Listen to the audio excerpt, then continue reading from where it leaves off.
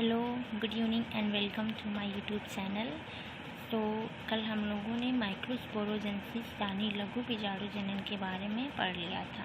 तो now we study mega sporogenesis, ठीक है, यानी गुरु बीजाणु जनन। जिस प्रकार मैंने बताया था कि माइक्रोस्पोरोजेनेसिस जो होता है 3 वर्ड से डिराइव्ड होता है, वैसे ही मतलब मेगा स्पोरोजेनेसिस भी होता है 3 वर्ड में डिवाइडेड होता है। देखिए क्या क्या वर्ड है, देखिए हम लोग दिखलाते हैं। पहला जो होता है मेगा, ये देखिए पहला जो क्या है मेगा। मेगा में क्या होता है बृहद यानी बड़ा, ठीक है, यानी गुरु, ठीक।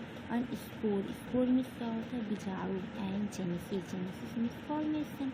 तो फॉर्मेशन ऑफ, ठीक है, फॉर्मेशन ऑफ लार्ज स्पोर या mega spore is called mega sporogenesis, ठीक है, यानी formation of mega spore is known as mega sporogenesis, ठीक है। हाँ, तो फिर हम इसका कुछ देखते हैं कैसे इसमें डेवलपमेंट होता है, क्या क्या बनता है। जैसे मतलब हम कह सकते हैं जैसे हम लोगों ने देखा था कि लघु बीजाणु जनन था, जस्ट लाइक वैसे ही मेगा स्पोरोजेनेसिस यानी गुरु बीजाणु जनन है, ठीक है।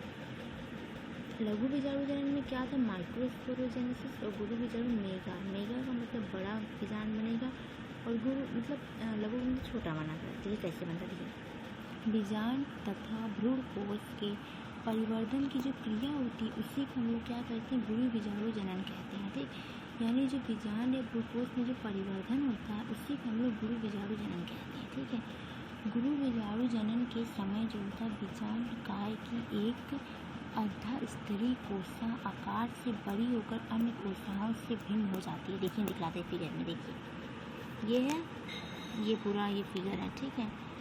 इंटीग्यूमेंट ये हमारा, ये प्राइमरी पेरिटल सेल्स है, ये प्राइमरी अर्चिस्पोरियल सेल्स है, ये डिजेनेटिंग मेगा स्पोर है, ये स्पोरोंजियल सेल्स है, ये एक एपैरेटस। कैसे देखिए डेवलपमेंट, पहले आप फंक्शनल मेगा स्पोर बना, फिर से पोलर न्यूक्लियस बना, फिर पोलर न्यूक्लियस बना, ठीक है, फिर सेकेंडरी न्यूक्लियस बना। उसके बाद जो फॉर्मेशन जैसे फर्स्ट स्टेप ये, देन सेकेंड स्टेप, फिर ये बनता है, फिर ये बनता है, फिर ये मतलब हम हिंदी में पढ़ सकते हैं। लेकिन यूपी बोर्ड वाले अगर आप लोग जो है इंग्लिश में नेमिंग करेंगे तो एग्जामिनर को थोड़ा मतलब चार्मिंग लगेंगे, अट्रैक्टिव लगेगा ये फिगर आपका, दिखेगा कि हाँ सच में बच्चा पढ़ने वाला है, ठीक है।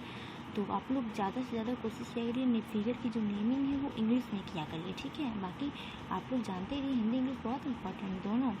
तो देखिए क्या होता है, इसी प्राथमिक प्रकोष्ठीय कोशिका कहते हैं, ठीक है। यह कोशिका जो है एक प्रति विभाजन द्वारा विभाजित होकर एक बाहरी भित्ति कोशिका तथा भीतरी ज्योति बीजाणु जनन कोशिका बनाती है, ठीक है।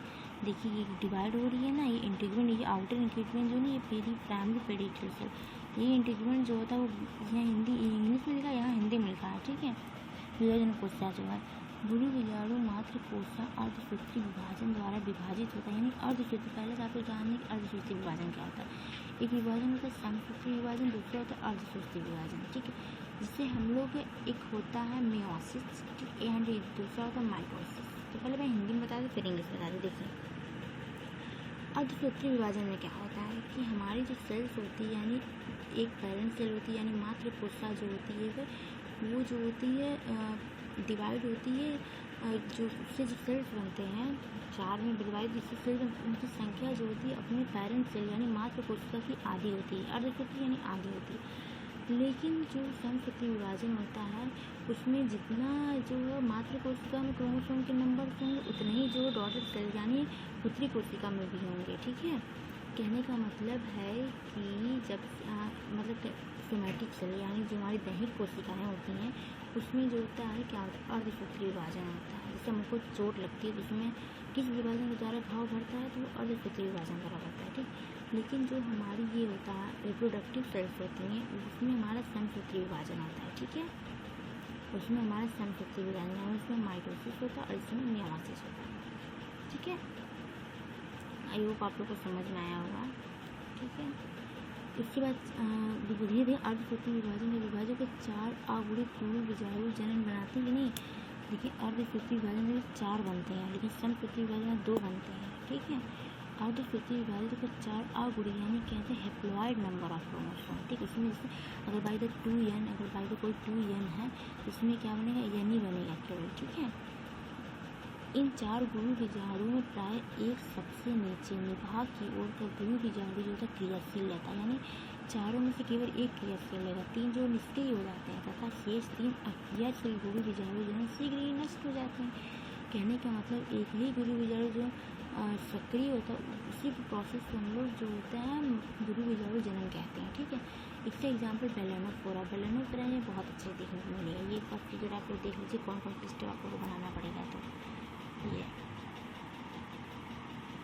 देखिए, ये इंटीग्यूमेंट क्या मैंने बताया, आउटर मोस्ट कोशिका जो प्राथमिक प्रकोष्ठी कोशिका नहीं होती वही होती है। ठीक, ये स्पोरेंजियल सेल्स होती हैं। कैसे कैसे डिविडेड है मेरा ये देखो, ये देखिए कैसे कैसे हुआ है। इसमें पेरिटल सेल आई है, हैप्लॉइड मेगास्पोर, यानी देखो 1 2 3 4 सब तो बने थे, लेकिन जो एक ही जो सक्रिय होता है बाकी सब निष्क्रिय हो जाते हैं। तो मेगास्पोरोजेनेसिस एंड डेवलपमेंट होता है एम्ब्रायो साइड में। ठीक है, ये पूरा यही फिगर आपको बहुत इंपॉर्टेंट है। यानी कौन कौन सा, देखिए ये देखिए, पहले आप लोग ये फिगर बनाइएगा, फिर सेकंड मोस्ट ये, फिर ये वाला, फिर ये, फिर इसके बाद ये, फिर कैसे फॉर्मेशन होता है न्यूक्लियस से, फिर सेकेंडरी न्यूक्लियस कैसे बनता है, एक अपार्टस कैसे बनता है, एंड देन लास्ट में जो आप लोग को ये वाला फिगर बनाना है। ठीक है, तो आइए आप लोग को समझ में आ गया होगा। तो थैंक यू सो मच।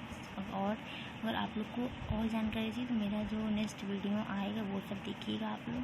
तो ये बहुत इंपॉर्टेंट है, माइक्रोस्पोर मेगास्पोरोजेनेसिस बहुत हर बार एग्जाम में पूछा गया है। ठीक, तो वेरी वेरी इंपॉर्टेंट। ठीक है, understand. So thank you very much and welcome to my YouTube channel.